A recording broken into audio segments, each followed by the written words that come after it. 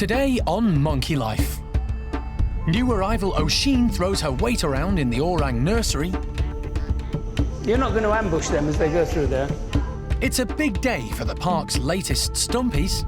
This is going to be the first day that they've ever stepped outside, ever in their lifetime. And woolly monkey Lena takes a shine to new arrival Oaska. She's being a little bit flirty, so we've got high hopes that this is the start of something really quite positive.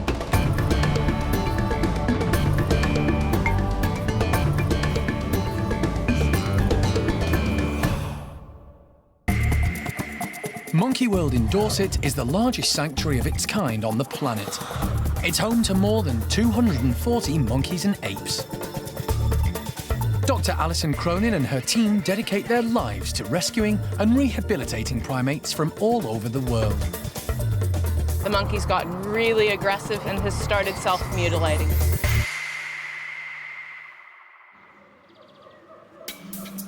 Overweight orangutan Oshine has been struggling to make friends since she arrived from South Africa. Her introduction to dominant female Ame and her sidekick Jolie didn't go well. Ame, stop it. No, that's not such a good plan. She's bigger than you. Oshine's frightened and in a new place. Ame's offended that there's somebody new in her house. She knows you're there. You'll lose. The two females couldn't find any common ground, and so have been kept apart ever since. Today, Animal Director Jeremy has decided it's time for Oshine to meet the two youngest members of the orangutan nursery, Lingga and Dinda. They've both lived in the nursery since their mothers rejected them. These two orangs are mischievous and playful and much smaller than Ame, but Jeremy isn't taking any chances and is on hand to referee.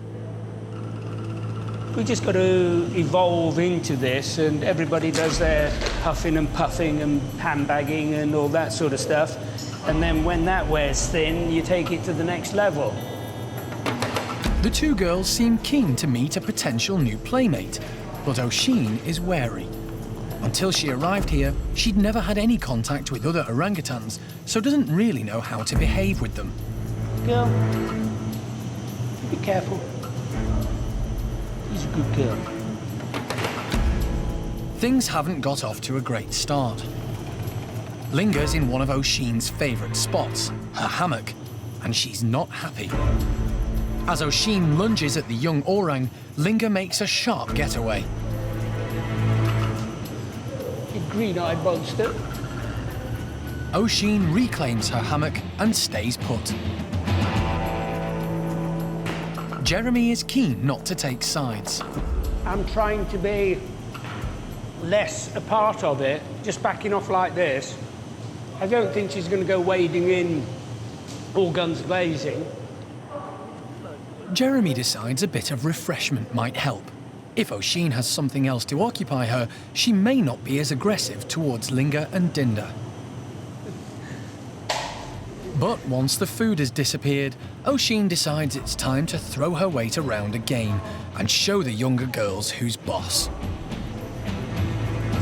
At least he's got a good exercise routine going. They wisely keep their distance. What's happening? Where is everybody? The two girls don't really know what to make of this big orangutan. Lingga tries to get a reaction, but Oshine isn't interested in making friends, and Jeremy decides to call it a day. He doesn't want any of the orangs getting stressed. You're not going to ambush them as they go through there. No, you go back that way. No, Oshine. Jeremy always knew it would take a while for Oshine to integrate into the nursery group. When you think about it, she's 13 years old, she doesn't know an orang, she's never socialised with anything other than human beings. So it really isn't surprising, but it's not a problem. We just keep exposing her to these individuals until at some point they relax and coexist. But friendship at first sight is only happens in fairy tales. It isn't real.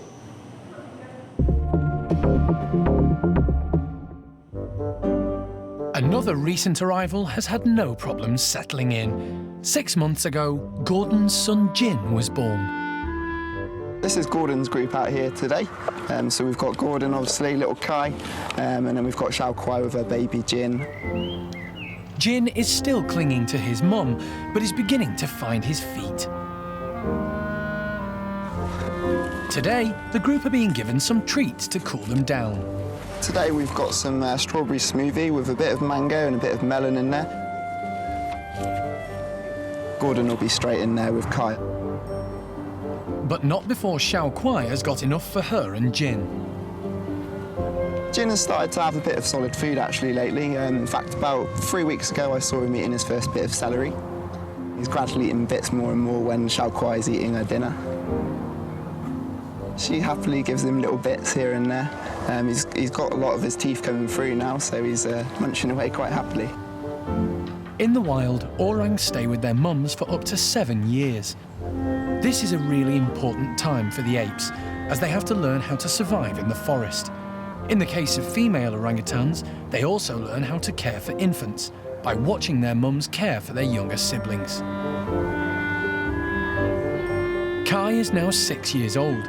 He no longer has his mum's full attention, but he does still have a lot to learn from Xiao Kuai. He's also lapping up extra attention from father figure Gordon. Xiao Lan, meanwhile, is a proud auntie and has been dutifully showing respect for Xiao Kuai. The staff are hoping she's picking up tips in case she too becomes a mum.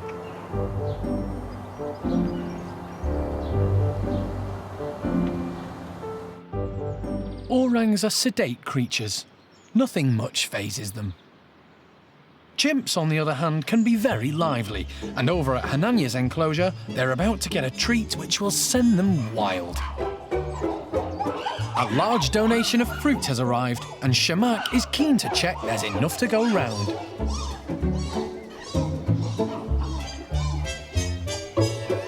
Alpha male Hananya is busy with dominant female Cherry indoors, so it looks like it could be a free-for-all.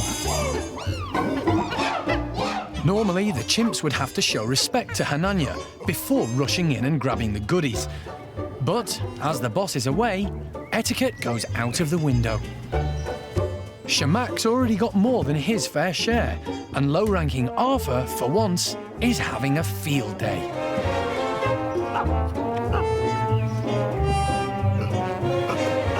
Trudy quietly makes the most of the boss-free zone. But for her, an apple a day unfortunately hasn't been keeping the doctor away. Trudy has had a bloated stomach and suffered hair loss for the past 18 months. Alison and animal director Jeremy are having a meeting with the veterinary team to discuss Trudy's ongoing health issues. We put her on a very high dose of steroids. As to whether she actually did respond, we had the best poo from her ever since this started, and then things started going wrong again. The team suspected Trudy's problems may be being caused by irritable bowel syndrome. There's no doubt about it. To diagnose definitely that she has irritable bowel syndrome, we're going to need samples from her gut. And the question is whether, having got those samples and it demonstrates irritable bowel, whether we change our treatment approach. The team have tried a variety of treatments and drugs to improve her condition, but they've had little success. We're a little bit of like, this is the detective team here, because we don't know what all of our monkeys and apes have come from and what circumstances have contributed to who and what they are today. And it might be that she's got irritable bowel syndrome, but when we have removed significant amounts of gluten and wheat and other products that would aggravate the IBS from her diet, it doesn't seem really to have much of an effect. So we thought it was time just to dial it back, get her off any and all sort of different supplements and medications that we've been using on her. Trudy's not thriving right now, and we'd like her to, so we're gonna do best effort that we can while she's with us forevermore, trying to work this mystery out. But quite honestly, I don't know if we'll ever have a full and final answer on this. But Trudy's health problems don't seem to be putting her off her food. And back at Hananya's, she's still making the most of the boss being away. Simon, meanwhile, has found a way to get maximum juice out of the oranges. But all good things come to an end, and as Hananya emerges from indoors, he's not happy to discover he's missed out. He exerts his dominance by displaying.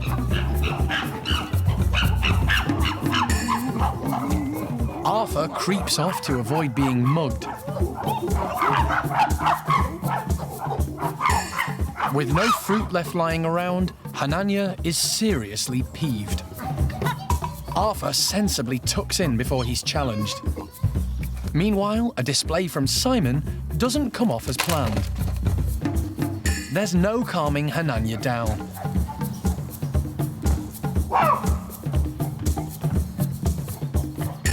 But he does eventually realise he'll have to make do with the leftovers. Just this once.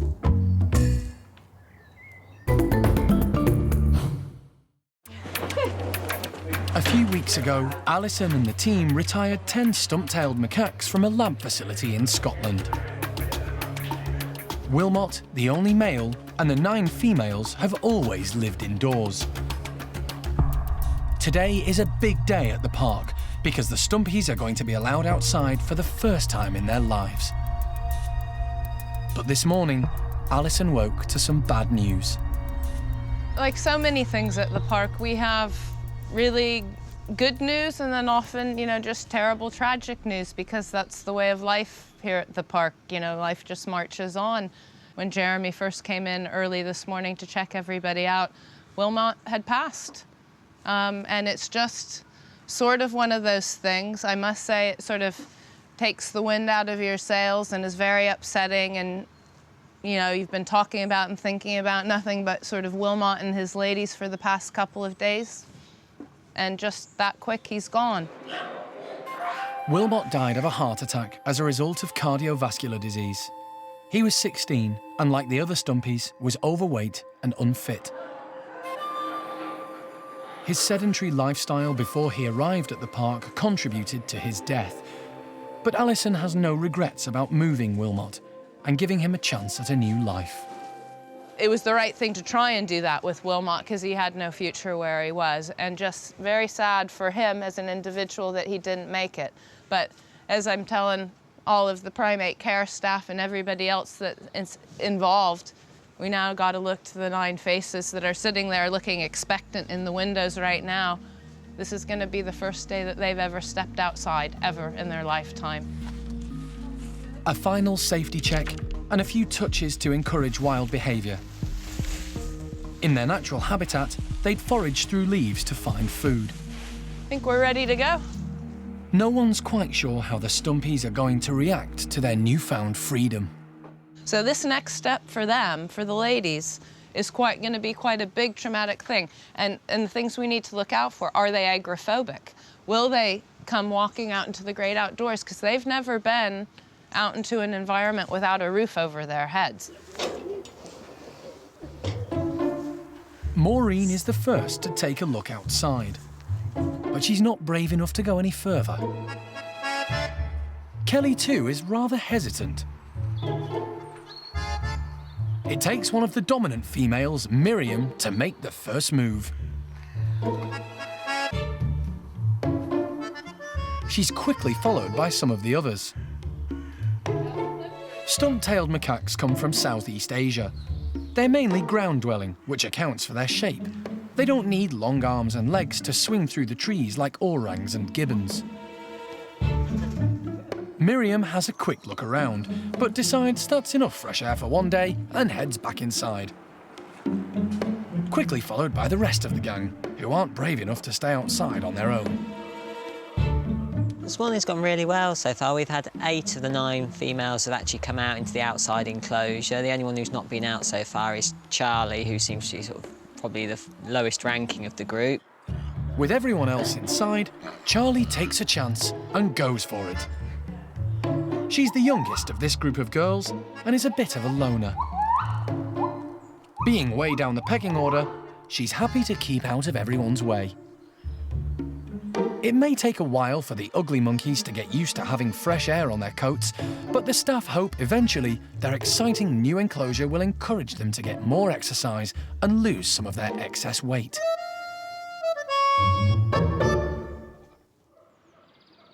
The Stumpies aren't the only ones settling into their new home. 2 woolly monkeys have recently arrived from Basel Zoo in Switzerland. Male Oaska and female Quappa have been sent over as part of the European breeding programme. They've been joined by 2 other females from the park, Lina and Zingu, who were in Bueno's troop. It's hoped that Oaska will breed with the girls and form a new family group. The staff are always looking for new ideas to keep the primates busy. Today, Holly and Sadie have prepared some suspended treats. We're going to be seeing how they get on with some lollies we've made for them. We've tried to freeze lots of different flavours of things along a string to make big garlands of little ice lollies. So we've done a few different flavours. We've got baby rice that's been made up with strawberry flavoured squash. We've got different flavoured fruit juices, plain yoghurt and peach melba flavoured fruit yoghurt. So if they don't like these, I don't think there's any pleasing these guys. We want the woolies to always be thinking about trying to behave naturally, so we want them to be hanging upside down with their tails like they would do in the wild, exercising their bodies and having to put in a little bit of effort for their treats.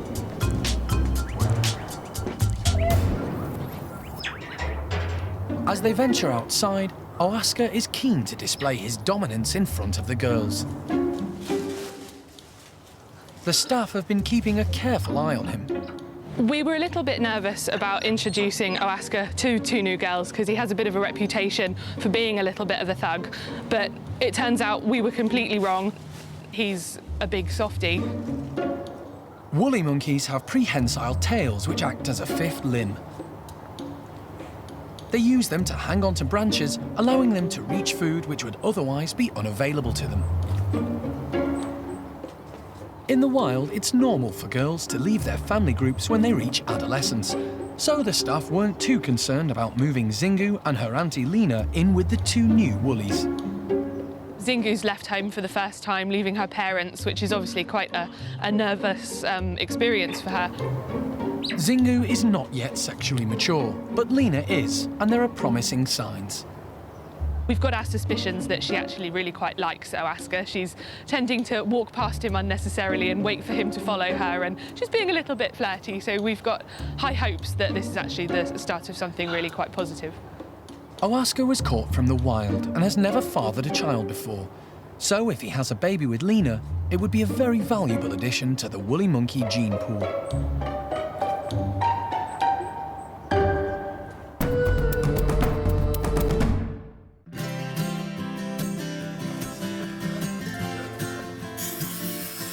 Another group of New World primates in for a treat are the squirrel monkeys. The finishing touches are just being put to their newly revamped enclosure. We've taken the opportunity today to tear everything out and rebranch, rehose the whole enclosure. We've introduced these new rope ladders for them to see how they get on with it. We encourage them to climb and be active and busy and catch all the bugs and insects in here. Dominant female Alien is the first to test out the new playground.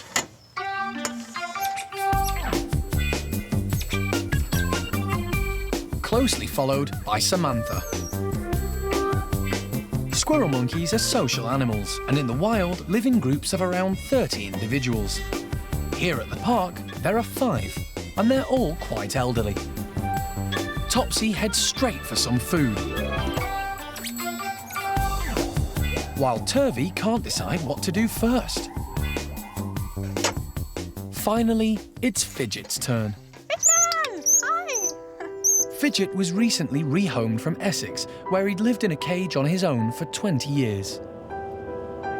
When he arrived at the park, he showed signs of repetitive behaviour, pacing back and forth, which he still does from time to time.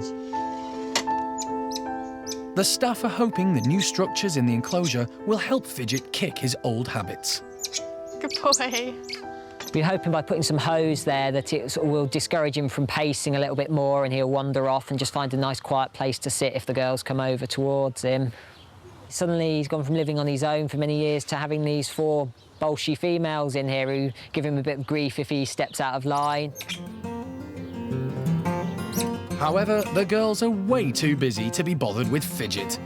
Girls just have taken it right in their stride. They seem to be exploring and sort of climbing everywhere.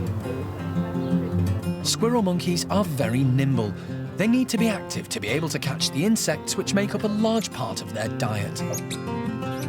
Like all primates, they have forward-facing eyes which help them to judge distances, so they can leap between branches and home in on food sources. We've tried to put some of the hosing and the branching through the plants so that they can sort of quickly dive in and grab insects. As Turvey demonstrates, squirrel monkeys are dexterous. They use their hands to catch insects and grab grubs from underneath pieces of bark. Fidget surprised us all, really. He's been climbing the hose, he's been at the highest point in the enclosure. We've never seen Fidget climbing quite so high. And he's just showing a really great improvement from when he first arrived here.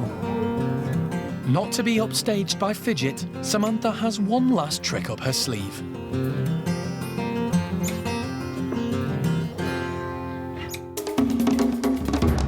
Next time on Monkey Life.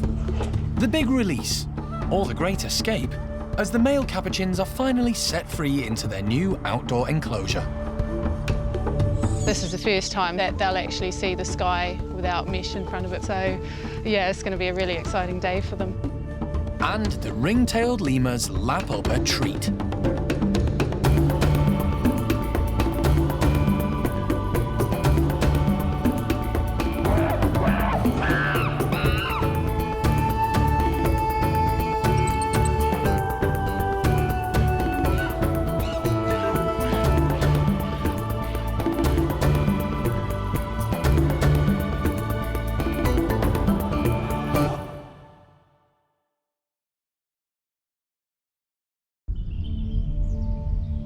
Today on Monkey Life.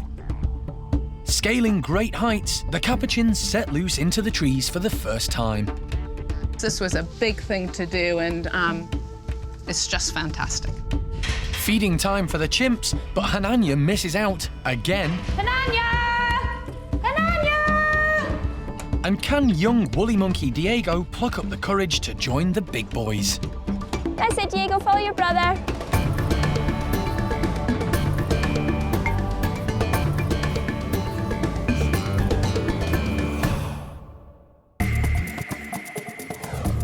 This is Monkey World in Dorset.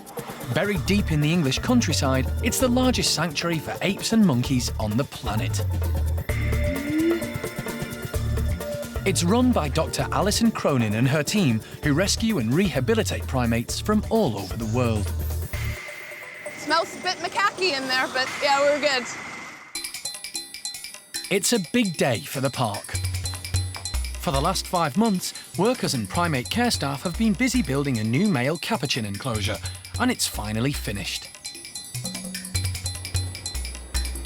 88 capuchins were rescued from a laboratory in Chile in 2008, in a mammoth operation involving the Chilean Air Force. When they arrived at the park, there was enough space for the girls to have an outside enclosure. But until now, the boys have only had a small outdoor space to explore.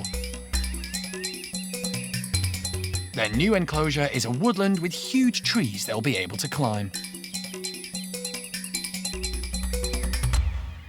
This is going to be a first for the boys since they've come here. Every other enclosure they've been in to date's always had some mesh or some kind of roofing on top. So this is the first time that they'll actually see the sky without mesh in front of it. So yeah, it's going to be a really exciting day for them.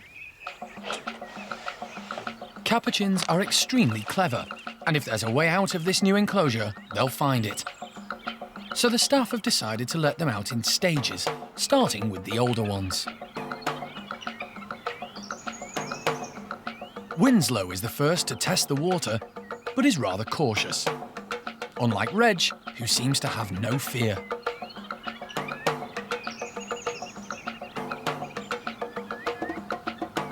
Boise, meanwhile, is straight out onto the hoses.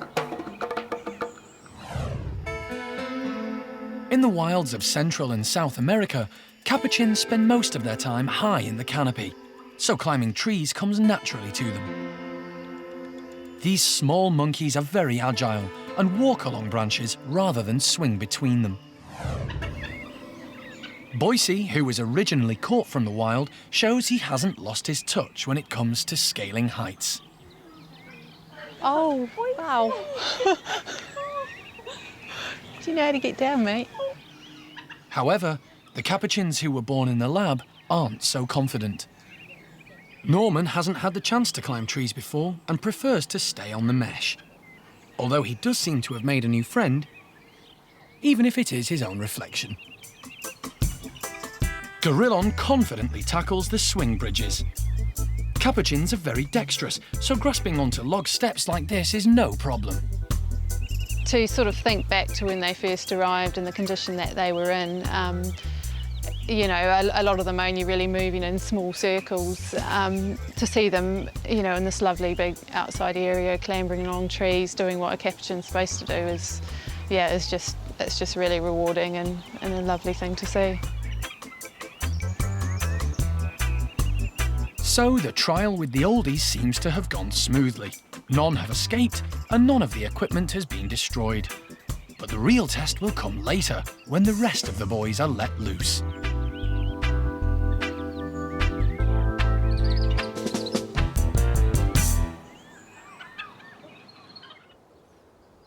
All the primates at the park are fed first thing in the morning. This gives the staff a chance to clean their bedrooms and encourages the monkeys and apes to get some exercise and fresh air. The chimps always look forward to breakfast.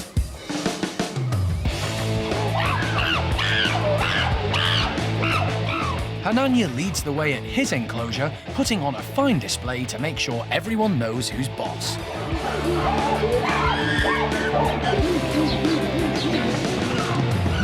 As alpha male, Hananya's role is to protect his group and stamp on any troublemakers. He's quite a young leader, so still needs to throw his weight around.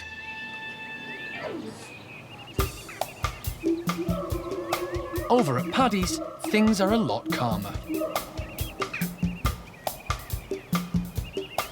Paddy is a well-established leader and well-respected by everyone in his group, so breakfast is a far more chilled-out affair.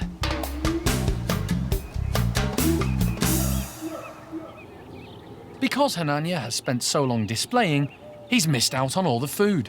Again. As the dominant male, he needs to keep up his strength, so along with some of the lower rankers, he's given extra feeds. I'm just making up the supplementary drink that we give to certain individuals within the group. It's basically packed with loads of calories. We do like to give it to Hananya just because he does spend a lot of the time displaying within the group. He's using a lot of adrenaline and he's running around. We also like to keep him looking nice and buff. So yeah, we give him this every other day. We put 2 scoops of multi-milk powder, which is used to feed up piglets, so it's full of calories and it's got lots of vitamins and stuff in it. Lots of protein, a couple of bananas and a couple of tablespoons of peanut butter. This is full of nutrients as well as calories. They really, really like the taste of it as well. I don't know, I might like it too. In chimp society, there's a strict hierarchy. High-ranking members of the group always have priority over the low rankers. So when it comes to food, some of the less dominant chimps can miss out.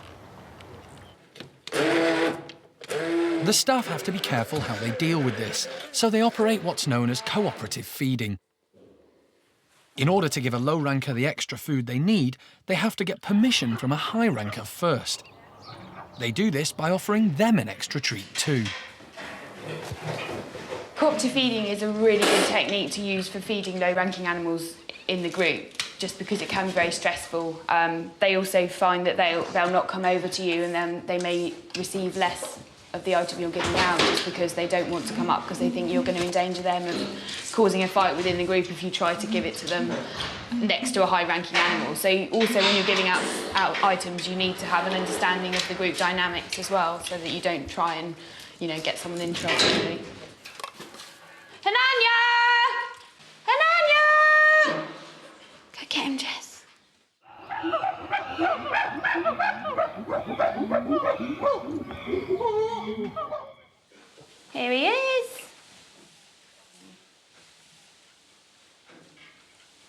So this is Hananya.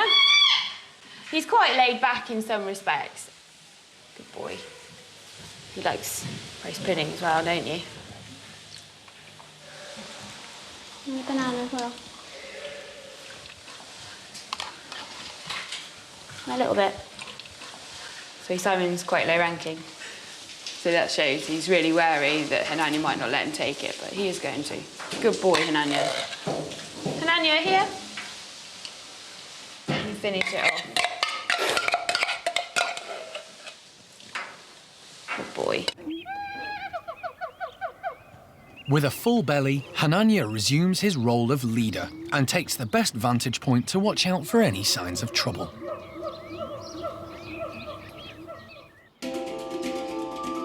The chimps aren't the only ones given nutritional supplements.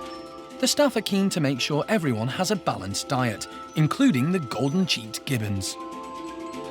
These are what we call vitamin balls, which are basically oats, but it actually consists of a little bit of juice or yoghurt, which has actually got their vitamins, extra supplements, cod liver oil, evening primrose and vitamin C.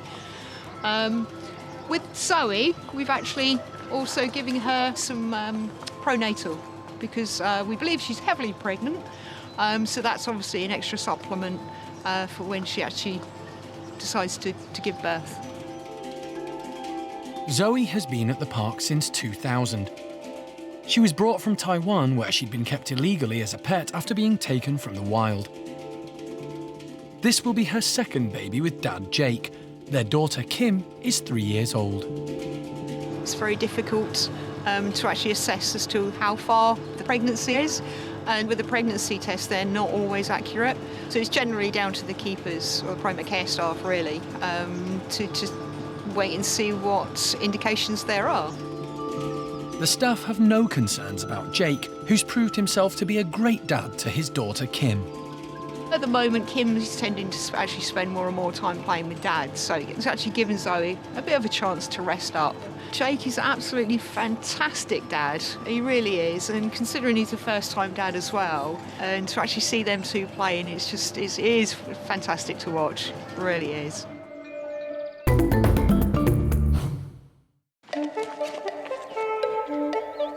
At the new Capuchin enclosure, the younger boys can't wait to get out and explore their new playground.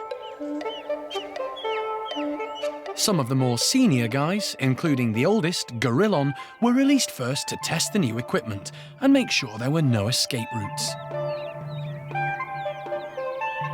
We've done the release for these boys in stages purely because, one, we weren't sure how the fence was going to hold up, so we didn't initially want to let out any of the young guys that might test it.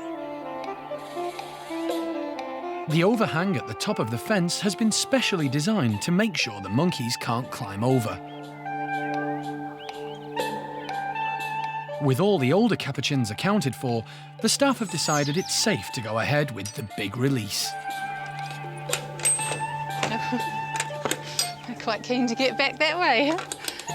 The grass is always greener.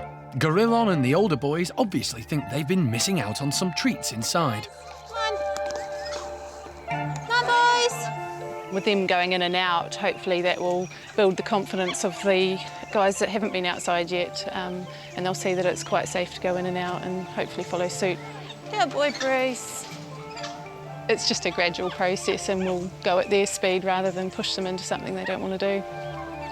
This tree-filled enclosure is a far cry from the tiny cages these capuchins were kept in before they arrived at the park. Today's a day that we've all been waiting for a really long time. Mainly the capuchin monkeys, of course, but everybody here at the park has been working so hard to make it right for all of those 88 capuchin monkeys we brought back from the lab in Santiago. We knew that this was our goal, and we just needed to make sure that we did everything right to give them the very best chance. And, you know, look at them now walking through the trees using their tails, you know, hanging from the treetops. And it only goes to show it doesn't matter what conditions you come from, no matter how traumatic and how tragic your background is, whether you're from the pet trade, whether you were wild caught and stuck in a lab, if you were born in a lab and have never seen the light of day, All of the natural instincts are there if you're given the right environment and the right encouragement. And this was a big thing to do, and it's just fantastic. A couple of the boys didn't come from the lab in Chile. Gizmo was rescued by the Monkey World team from Ipswich when they discovered he was being kept in a small garden shed with no heating on his own. He's been here since 2004, but still has problems interacting with the others. Hopefully this new big area will just make everybody a little bit more relaxed because they've spent so much energy running around. There's enough space that people can move away, and hopefully the good days will start outnumbering the bad days. Almost all of the guys who are venturing out into the middle of the enclosure and scaling the trees and going up high are all of the older boys. And when you look at their records, they're all of the boys that were wild caught. Really, I think our old boys here, Gurlon and the others, perhaps can wave the flag for all wild monkeys. They need to stay wild. So the enclosure's a success, and there's been no great escape today. The fences seem to be capuchin-proof. But the staff will have to keep their eyes peeled because these clever little monkeys could always decide to tunnel their way out instead.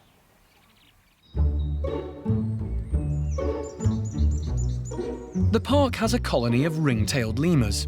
Their enclosure is intended to replicate their natural environment as far as possible. Lemurs come from Madagascar. There are 99 different species, with new ones still being discovered, and they all live in slightly different environments. Ringtails hang out in dry scrubland areas where there isn't much water. They spend a fair amount of time on the ground, as they need to cover large distances quickly in search of food. The lemurs at the park have a woodland enclosure, but there's plenty of room for them to hang around on the ground. Today, the staff are making them work for their food.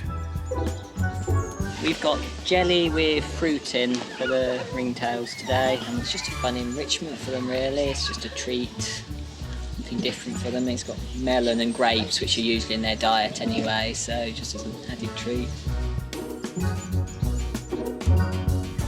Unlike the other primates at the park, a lemur relies more on scent than it does on vision, so they have long, pointed, wet noses. They use these to find each other and sniff out other groups. They also use their noses to get into flowers and lap up the nectar. Their tongues are long too, which can prove very useful for getting at hard-to-reach food.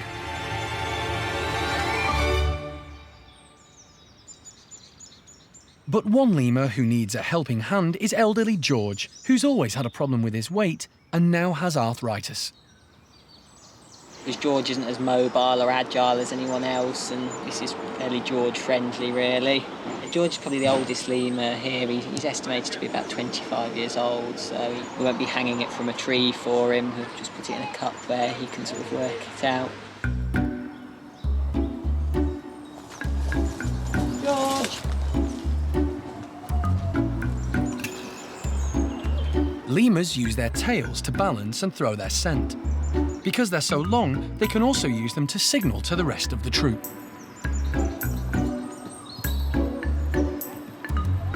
This is Blue.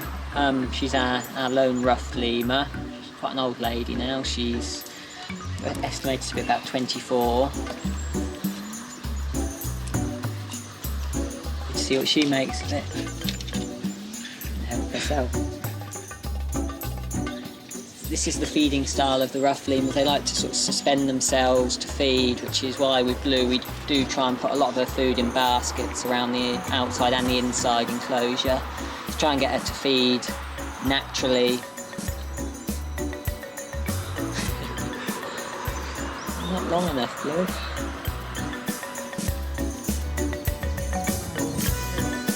With all the jelly gone, it's time to clean up. Lemurs love to groom each other. It's a way of keeping their fur in top condition and strengthening the bonds between them.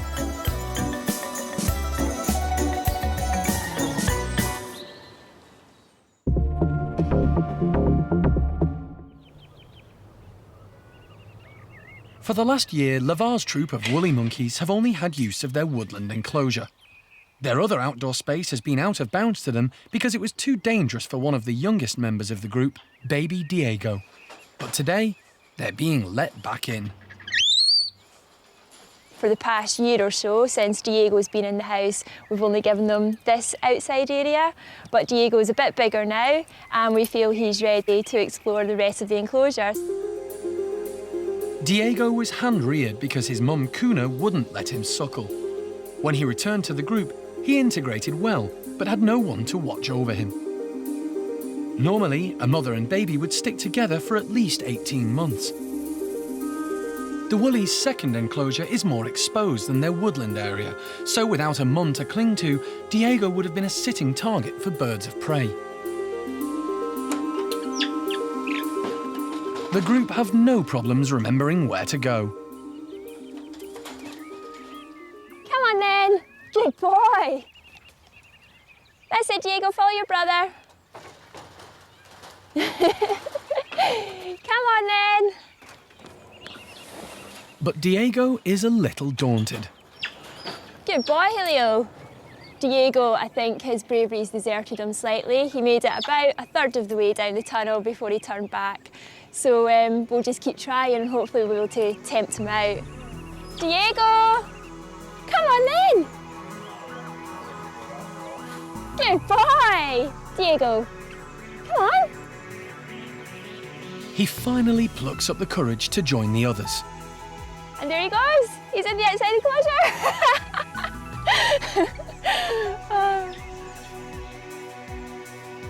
But with so much space, he's not quite sure where he's supposed to go. Totally didn't expect this. He's a little bit unsure just now, but it'll just take him time to get used to the new surroundings. But yeah, he's just not quite sure what's going on or where he is. Fortunately, his big brother Julio hangs around to give him some moral support.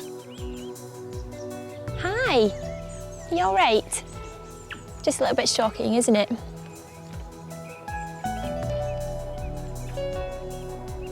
It's a different story for Paquita's new 3-month-old baby, Isla. We've got no worries about Isla getting lost down there because she's going to be permanently attached to Paquita, so there shouldn't be any issues there at all. Paquita is proving to be a great mum this time and never lets Isla out of her sight. There's even a rare appearance from the oldest woolly monkey. Susie came down as well to make sure that Diego went off into the big wide world nice and safely. And as far as anyone in the park can remember, the last time Susie did that was on Julio's first day down in that enclosure. So she seems to be carrying on a bit of a tradition there. For Diego, it seems that's enough excitement for one day. But he's proved he's one of the big boys now.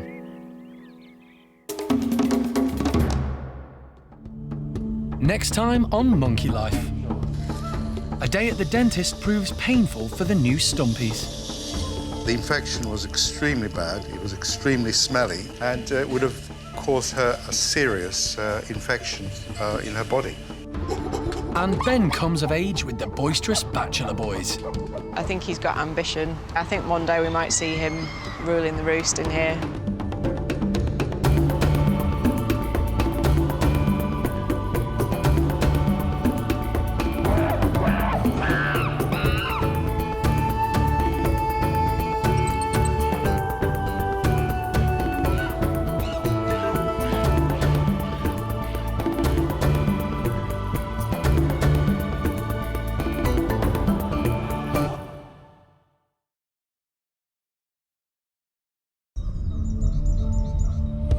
Today on Monkey Life. Overweight and rotting teeth. It's bad news for the Stumpies.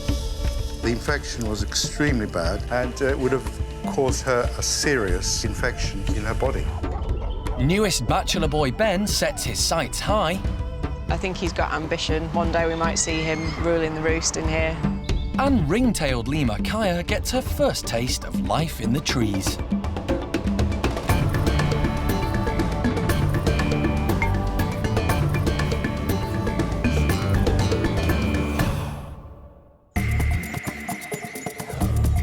Monkey World is based in the English county of Dorset.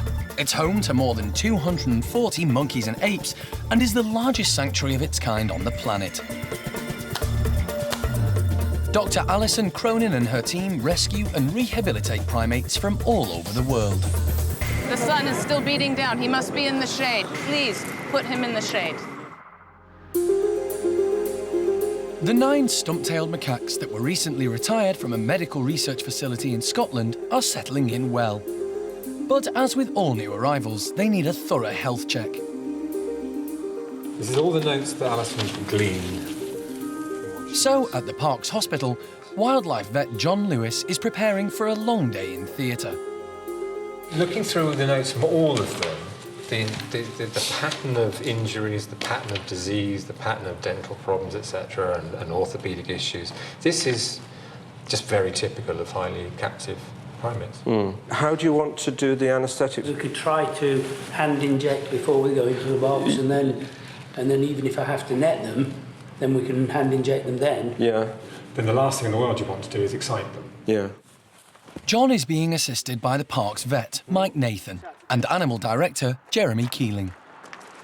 They all have, or they seem to have, a range of problems ranging from, dental issues to skin problems and so on. But we really have no detailed information on them. So we want to start from number 1, work our way through, resolve any major issues there are, and get baseline information on each of them so that we know, where we stand. The stumpies are going to be examined one at a time. First out is 20-year-old Rachel. At the lab facility in Edinburgh, these ugly monkeys, as they're affectionately known, were used for reproductive research. The team take blood samples and then carry out tests to check Rachel's heart and lung functions. It's a grade 3 systolic murmur. John discovers Rachel has a significant heart murmur. They'll need to monitor this. As primates, they often suffer similar illnesses and health issues to humans. We're just going to try and take a whole body X-ray.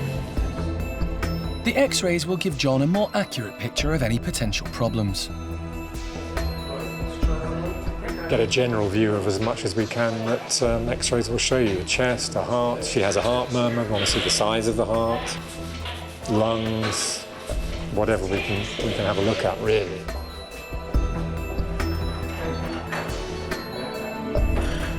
It doesn't take long to process the images.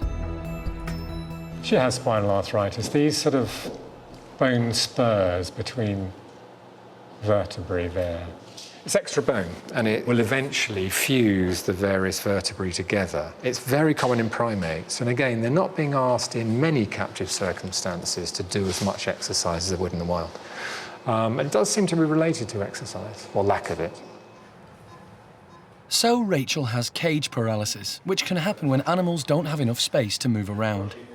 This can lead to them having deformed spines. Rachel's teeth don't look good either. Is there one tooth to come out, Mike, or just... OK. She needs to have an extraction. This shattered root is doing his best to come out. Which doesn't take long, as the tooth is rotten. OK, dentistry is finished as far as I'm concerned. Let's give her a long-acting antibiotic. While she's under anaesthetic, Jeremy takes the opportunity to weigh her. 15.5. 16.5. Over 16 kilos is heavy for a stumpy. A female would normally weigh around 8.5. A lot of that weight needs coming off. That's unhealthy. They are obese. These are fat, sedentary animals. So Rachel's well and truly failed her MOT. It's the start of a very long day for John and the team.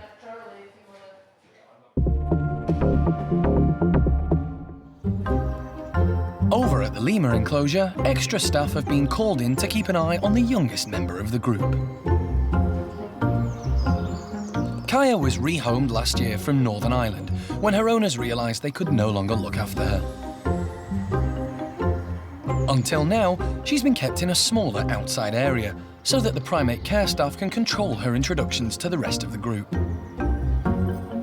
Just going to let Kaiyah out for the first time into the enclosure and see how she goes, really. We're just going to open the door, let her come out with everyone else so that she's not coming out on her own, and hopefully she'll just follow their lead, really. She's sort of full of energy, so I imagine she'll soon be off exploring. The lemur enclosure is different to others at the park because visitors can walk through it as long as they stick to the path. This has never been a problem because the group are not interested in people.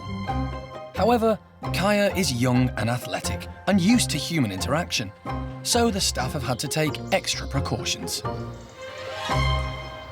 Past couple of days, we've sort of been in and checked all the tree line and cut the trees back as well, just to make sure that there's no sort of potential escape route for her. To start with, we'll have people around, we'll have sort of staff with nets around the outside of the enclosure just in case as well, and also to act as a deterrent, and then also we'll have people in here as well just to keep an eye on her and make sure that she's doing what she's supposed to.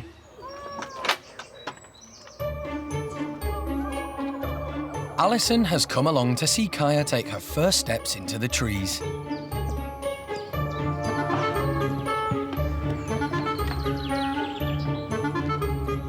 A quick look round, and Kaiyah is off.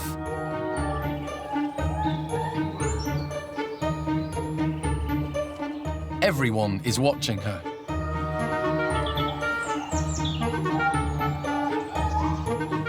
Female Fennel sticks close by. She's the dominant lemur in the group. She's moving well through the trees, but most importantly, she's actually following the group.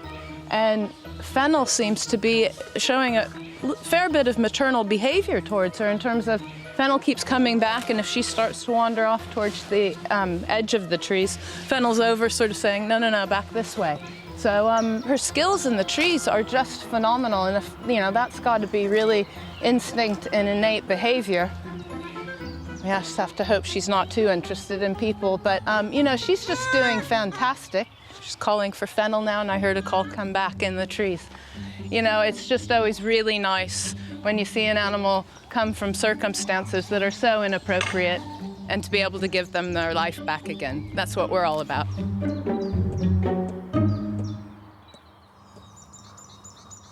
Back at the hospital, Jeremy has brought another stump-tailed macaque for John to examine.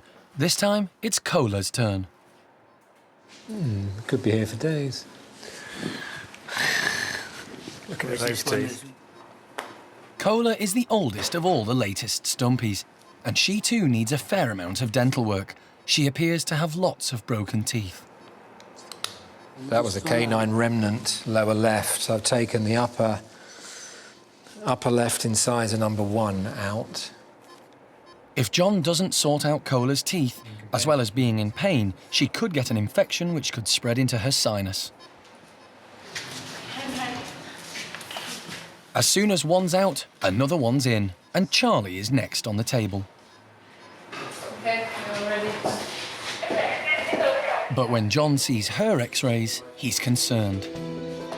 She has hips which don't fit in the sockets very well. The hip joint should be like a ball and a socket, and the ball is the top of the femur, top of the leg, and it should fit nicely in that socket, and it swings around as a result. But this is, you can see it here, this is the top of one of her femurs, top of the leg, and it's flat. It's not like a ball end at all.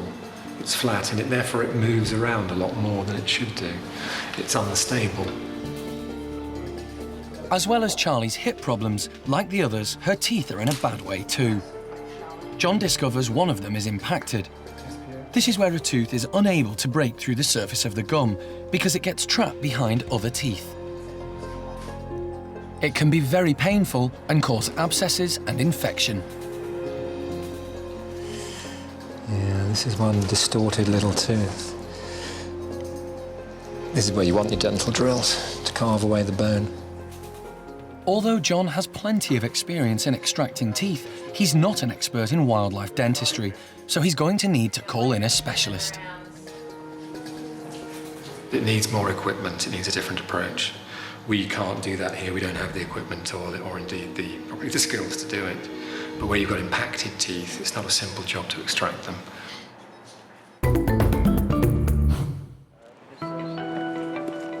Jeremy and vet Mike are taking Stumpy Charlie back to the hospital. Guess so? Yeah. She's been put under anaesthetic again so that wildlife vet John Lewis can take another look at her. He's still concerned about her hip, but it's her teeth that really worry him. Should we have her through for a bit of dentistry? Yep. Why not? He's called in the services of London dentist Peter Cortez. As well as treating humans, Peter has a keen interest in wildlife dentistry. His patients have included lions, tigers, elephants, and giraffes. It's the second molar that's impacted, which is exceptionally unusual. It can be difficult to extract these teeth because they have long roots. Stumpies, like other non-human primates, eat a lot of tough fibrous food like seeds and leaves, so need robust teeth to help cut through and process it. Peter discovers an abscess on Charlie's tooth. There was some bright yellow pus at the base. What's that? If left untreated, the infection in an abscess can spread to other parts of the body, because the roots of teeth lead into the bloodstream. In extreme cases, it can cause septicemia and lead to organ failure. An infected, a diseased mouth is the perfect pathway for bacteria to get into the body and cause major repercussions. Fine. Close it up. As Charlie comes round, Jeremy heads to the Stumpy house to collect dominant female Miriam. Having lived in a lab, these monkeys are used to medical procedures, so he's able to hand inject them, which is much less stressful for the Stumpies than being darted. Sorry about that. We've got a high volume of work today. We're using the 2 different rooms so that we can be preparing one animal to go into the theatre while the last animal from the theatre is being watched recovering. It just saving on time and allowing us to use all the facilities and crack on. While Miriam is prepared for surgery, Peter takes a look at geriatric Maureen. How old approximately? Her exact age is 26 years, so she's one of the older ones. Because Maureen is an old Stumpy, her dental problems may just be due to her age, but diet could also have played a part. So what we're going to do, unfortunately, we're going to take out 1, 2, 3, 4 teeth in the front. Despite having 4 rotten teeth removed, John is optimistic that Maureen will bounce back. They're extraordinarily robust. They probably have discomfort and don't show signs. We kind of wimp out a bit. But no, she'll be eating probably later today. Be surprised. Finally, it's Miriam's turn, but Peter soon realises she has bigger problems than the rest. The maxillary sinus is a priority, wouldn't you say? Massive infection, isn't it? An infection from Miriam's tooth has spread through the root into her sinus cavity. At the bottom of the socket is a hole that leads into what's called the maxillary sinus. Unless that's repaired, you're always going to get infections in the sinus. So Peter's making a repair of the bottom of the socket. So it's a bit more complicated than just removing a tooth. Should we do a sinus wash, John, all right? We've got some saline. We could wash the sinus out. Yeah. If left untreated, this condition could be life-threatening because it could get into her bloodstream. The infection was extremely bad. It was extremely smelly. And another one, please. And it would have caused her a serious infection in her body. Nature has to take its course. Unfortunately, there is nothing else we can do. We can't examine her on a daily basis. And all we can do is just hope that she's going to improve. Cup, please. All right? Yeah. Happy? I mean, obviously she's had a mock pen, but you might want to put her on something broader spectrum than very high dose now, can you?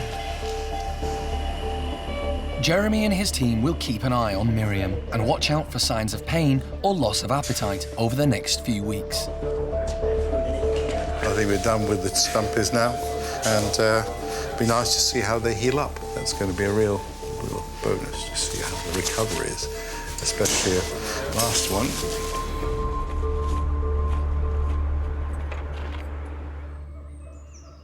At the park, staff try to make sure the primates' teeth stay as strong as possible by feeding them the correct diet.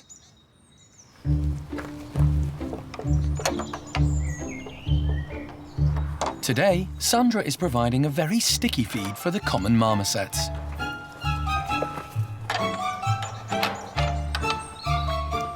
We're at Harry's marmosets today, and we're filling up this feeder with gum. Not chewing gum, but the kind of gum that seeps out of the bark of trees. What we've got is an artificial gum that we buy in, and it replicates the stuff that they would be eating in the wild. Common marmosets come from Brazil. Along with insects, tree saps and gum form a large part of their specialised diet. Like many small primates, they're very active.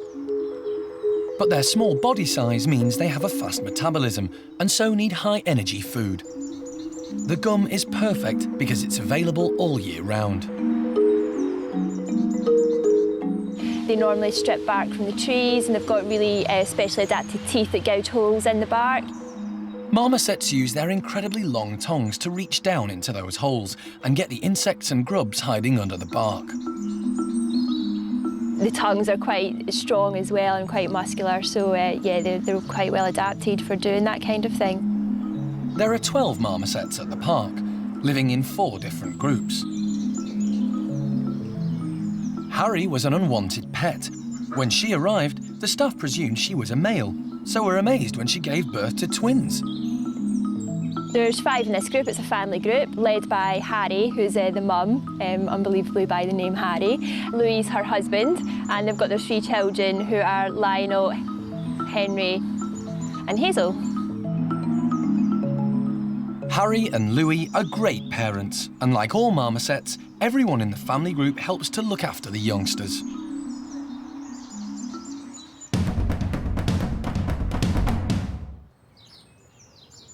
Monkey World doesn't actively breed chimpanzees, because the team want to concentrate on providing a home for the many chimps around the world that still need rescuing.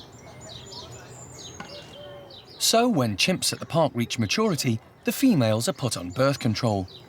But occasionally, this doesn't work, and there have been a few happy accidents. One of them is Ben.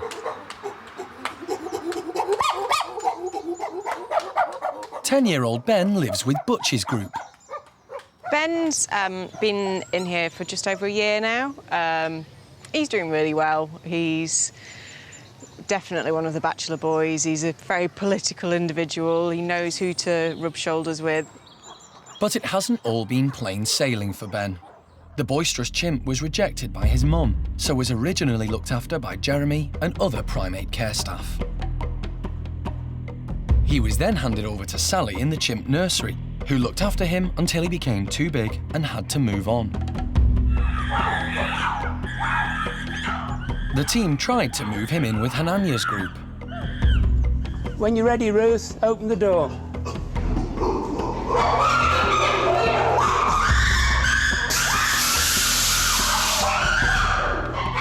Boy, Hananya. But Hananya made it clear he didn't want any new males around. So last year, it was decided to try him with the Bachelor boys. As soon as he arrived, he was greeted by old pal Seamus, who he knew from the nursery. Seamus was delighted to see him. And Ben was relieved to find a friendly face. It was good for Ben to have someone that he knew when he came into the group, as it was for Seamus. I think he's got a bit more brains about him than Seamus has, bless him. As lovely as Seamus is, he's not the brightest chimp in the group. During his time in the Bachelors, Ben has blossomed. Now he's grown in confidence, he's grown in size a lot. The testosterone's kicking in and he is getting more muscly than he was. So going from a little meek and mild individual back in Hananya's or Sally's, he's now, yeah, one of the boys, big time.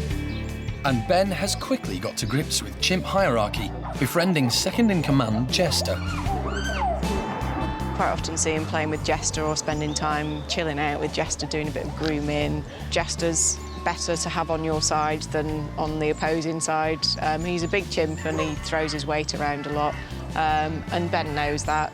and tries to keep in favour with him. But that's just normal chimp behaviour. You swap your allegiances to whoever's going to back you up. He gets on well with boss Butch too. He's made a real good position for himself within the group, and he's quite high up in the hierarchy for a chimp of his age. He's still got a lot of growing up to do, but I think he's got ambition. He's going to carry on moving up the ranks in there. So, yeah, I think one day we might see him ruling the roost in here.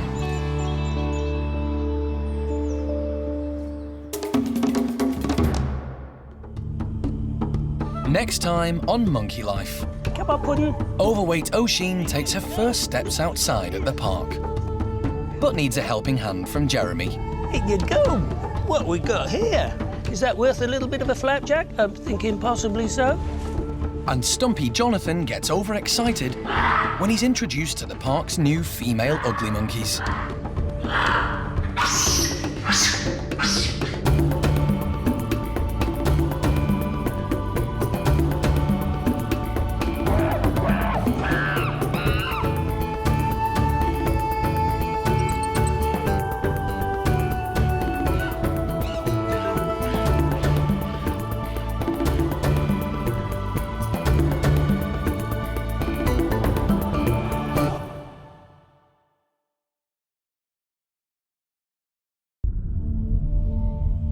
Today on Monkey Life, Jeremy's on a mission to coax overweight Oshine into the great outdoors.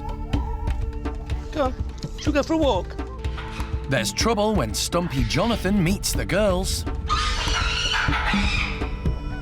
And baby Mikado goes out into the big wide world for the first time. It's just going to be so nice now. He's going to get out and he's going to develop faster than ever.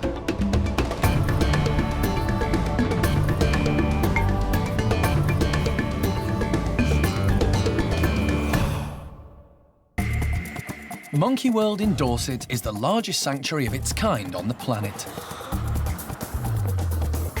Dr. Alison Cronin and her team dedicate their lives to rescuing and rehabilitating primates from all over the world.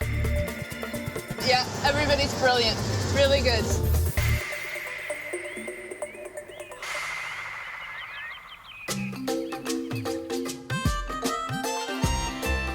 It's been several months since overweight orangutan Oshine arrived from South Africa.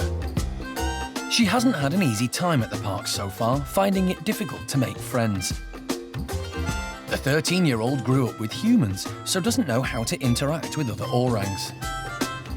Oshine cannot share, she cannot give, she's got nothing to bring to the party. She really hasn't. You know, she clearly doesn't see any point in orangs whatsoever, and what are they doing sharing this space with me? Until now, Oshine has been kept inside, but today, Jeremy has decided it's time to coax her out. If you can lock me right in all the locks.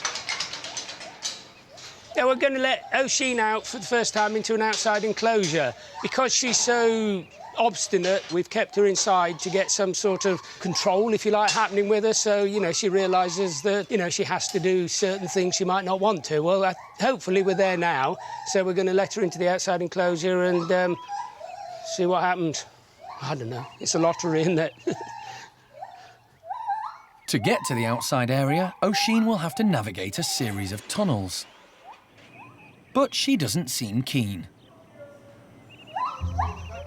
It looks like Jeremy will have to go in to guide her through. If I can stick my head in there, that might just get her curious.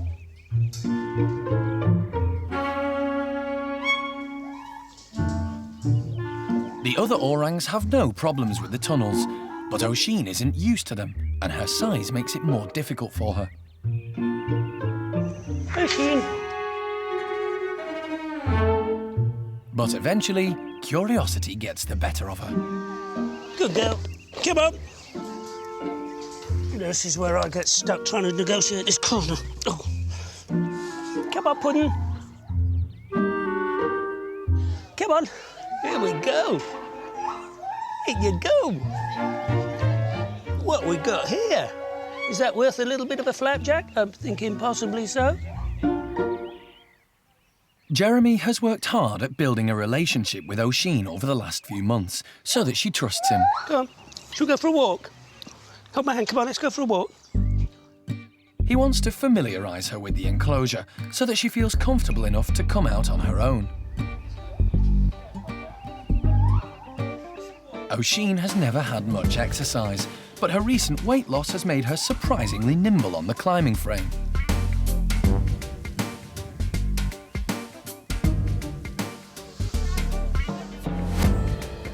She certainly came out a lot quicker than I thought she would, but yeah, she's happy. She's just checking everything out. She's probably got the best view of the park that there is. From her vantage point, Oshine can see other residents at the park. She's surveying everybody, mainly her neighbours here, which is Gordon's group this morning, and they're sort of taking a bit of an exception to her. Gordon's checking out the new silhouette of the new lady and realising I think he's going to have his hands full if he were ever to meet her. Oshine doesn't seem too keen on him either, but it's Xiaolan who's most indignant at the new landmark. We've got Xiaolan out there all puffed up and displaying. Xiaolan's not impressed that there's another woman around and shows her disapproval of Oshine by blowing raspberries.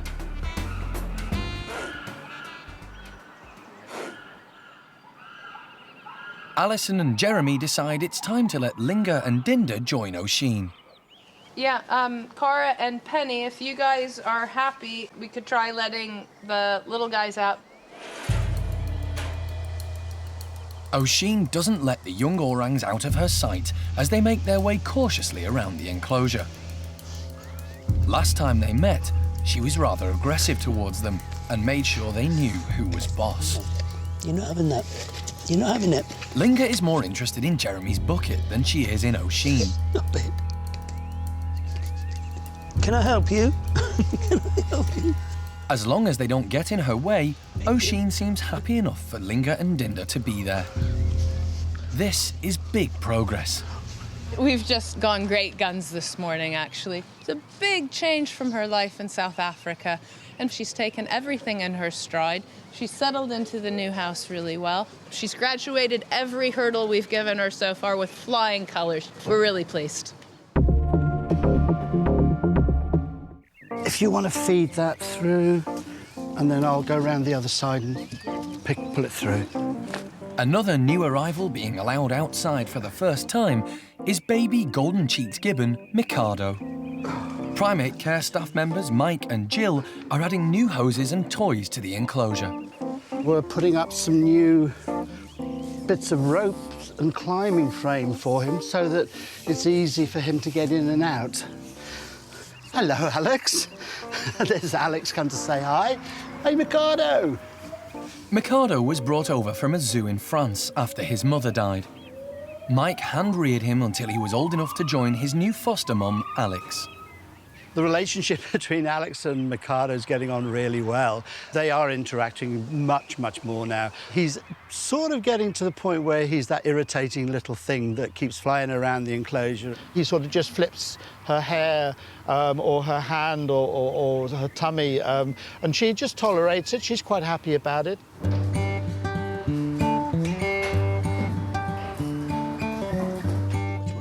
Mike is hoping the new toys will entice the little gibbon outside. You better like it and love it. But it's Alex who comes out first. Good girl, Alex. Are you waiting for your little boyfriend? Is he coming out as well, Alex? Come on, Mikado. Good boy. Hello, little one. What? There's a brave little gibbon. Yeah, what do you reckon to that? Good girl, Alex. It doesn't take Mikado long to start exploring his new playground. Whether Alex would be really happy about this, because if you like these outside enclosures for her as a bolt hole to get away from him, now he's going to be following her all over the place. So she's going to be a lot fitter, I can see. In the wild, gibbons spend all day in the trees. Good boy. Yes, it's okay, I'm still here. This enclosure has lots of branches and foliage to help Mikado strengthen his arms and improve his coordination. It's just going to be so nice now. He's going to get out. He's obviously got all the trees to explore, and he's going to develop faster than ever.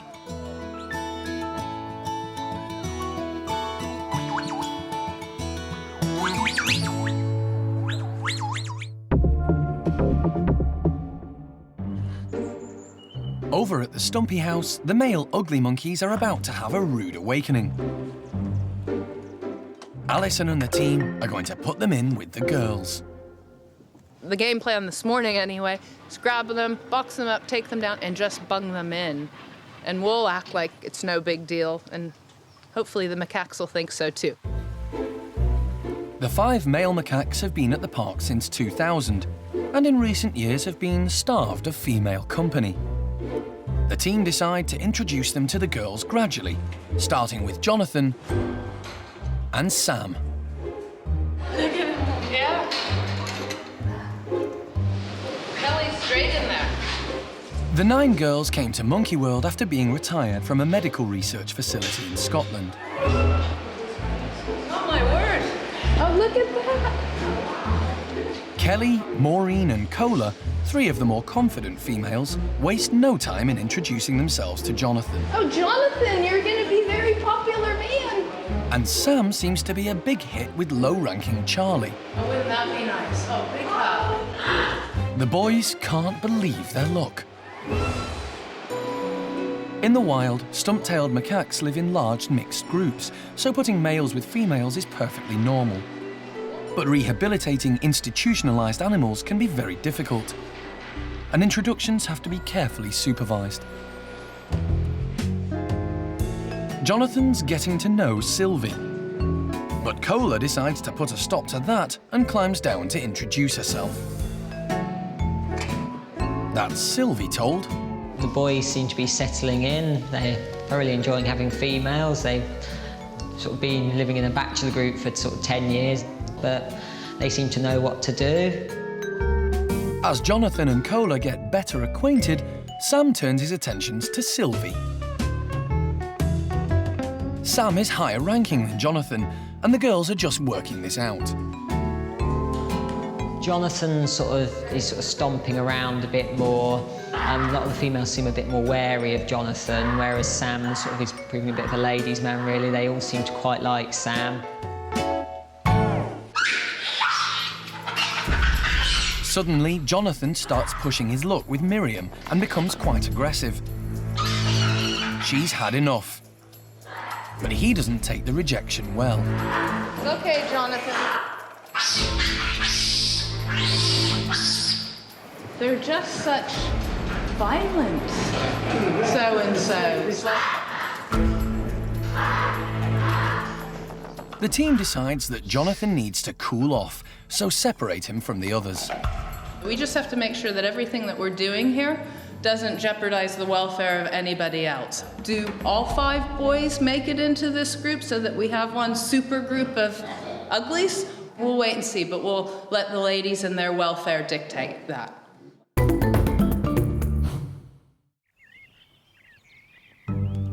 It's an early start for Jeremy at the chimp nursery. Good morning. Hello, Sal. What's happening? Every morning, he gives Sally, Lulu and the youngsters any medication and dietary supplements they might need. Sally. Hello. Sal. Come on, Sal. Sally is getting one to help ease stiffness in her joints. You look all stiff on me. Here's your pro-soluble. One for you. It's like a yogurt, it's a probiotic. Isn't it? Yeah, keep you all regular. Hello, Ash. Brian. Come on, Brian. Rodders, Ash and Brian are very cooperative, but Lulu is having none of it. Lulu, are you coming over? Come on, darling. Lulu. Have it your way. You usually do. This morning, Jeremy's giving them a special treat. Smoothies. What are we having today, huh?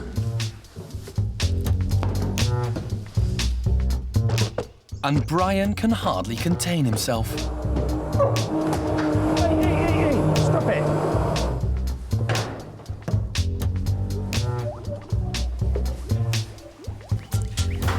go. That's for you. You go, Sal. Jeremy wouldn't normally go in a chimp enclosure, but he's known the youngsters all their lives and has worked with Sally for many years. There you go. However, one chimp is still refusing to take her medicine. Lulu. Hello, Lulu. Hello. Are you coming? You're not, are you? No, you're not playing. Okay. Is that good? Is that good? All the female chimps at the park are on birth control, so Jeremy needs to get Lulu to take her pill. Lulu, come on. Come on, Lulu. Here's your pill and your pro-soluble. Lulu, you are very, very, very special. Come here. At last. Although young Rodders thinks he's in for second helpings. Good girl.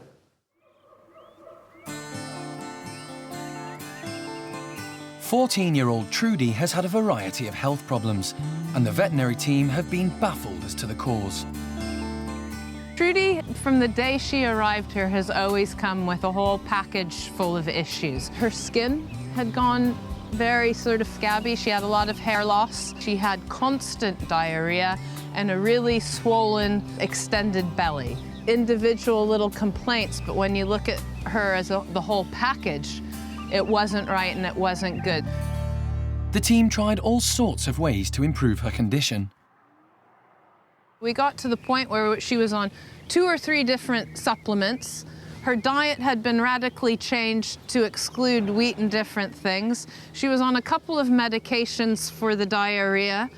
And actually, at one point, we even had her onto steroids to see if we could, whatever her body was reacting to, we could calm down.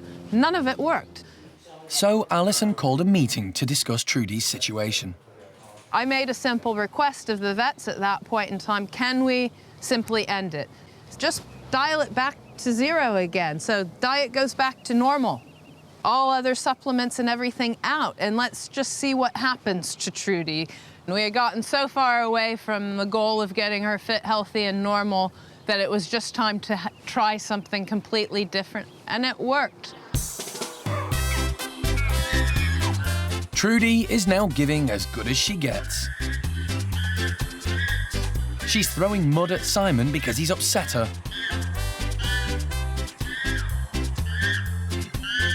Boss Hananya comes over to make sure things don't get out of hand. And high-ranking female Cherry tries to calm her down. Everyone in the group is protective of Trudy. She persuades Hananya to sort Simon out for her, which he does.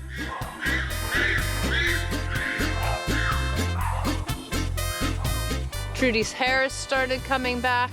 Her belly's still a little bit bloated, but not so bad. She's eating the full diet again, along with the rest of Hananya's group. And she has a little happy look on her face. I've seen her turning pirouettes and telling people off. Simon tries to make peace with Trudy, but the little chimp doesn't give in easily. Lots of different individuals want her attention because, you know, if you associate with the people in charge, the people who have the power, a little bit of that rubs off on you. And she's hanging out with the people who are at the top of the heap. So, you know, Hananya quite likes her. Peggy and Cherry are the dominant females. And then the up-and-coming females even, such as Johnny, and everybody's interested in hanging out with Trudy. So I think in everybody's mind in here, it's Queen Trudy, and quite frankly, I think she likes it that way.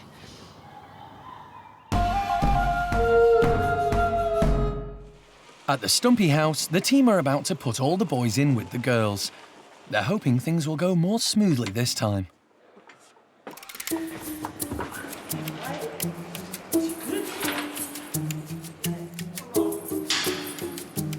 Phil, Paddy and David are joining Sam, who's already settled in. And Jonathan is being given a second chance.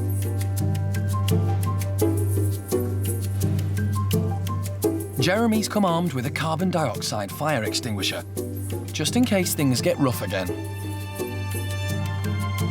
A couple of last-minute checks, and the team are happy to let everyone mingle. Yeah.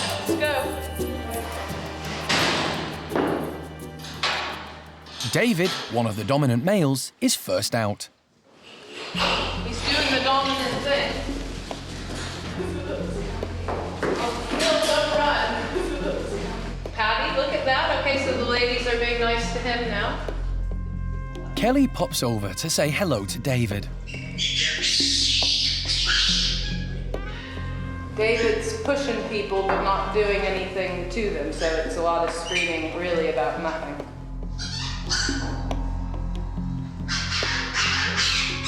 Sam steps in to keep the peace.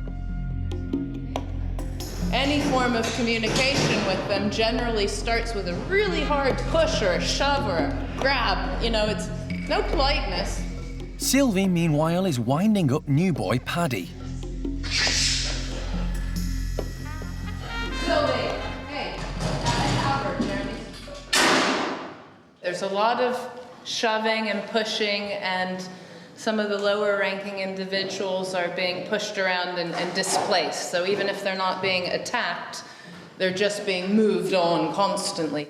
My main concerns right now are for our lowest ranking male, Phil, who's getting shoved around not only by the ladies, but also by the boys who he's always been with. And it's Jonathan once again who's in the thick of it. Jonathan, no! No! Don't do that! Let's get Jonathan out. Ideally in this bedroom, Jeremy. I don't see him stopping. No. So Jonathan's in the doghouse again. And with him out of the way, the others are able to get on with making friends. David with a much calmer Sylvie. And Sam with, well, quite a few of the girls. It will be very interesting to see. Does the beauty and sort of calmness of Sam pay off? Does David's sort of stature and history and dominant position as it stands now pay off? Or does Jonathan's aggression and full-on behavior pay off? And, you know, speaking for myself, I would go for the handsome, quiet one who's gentle, and that would be Sam. But our ladies, you know, have their own minds in there, and we'll see who they choose.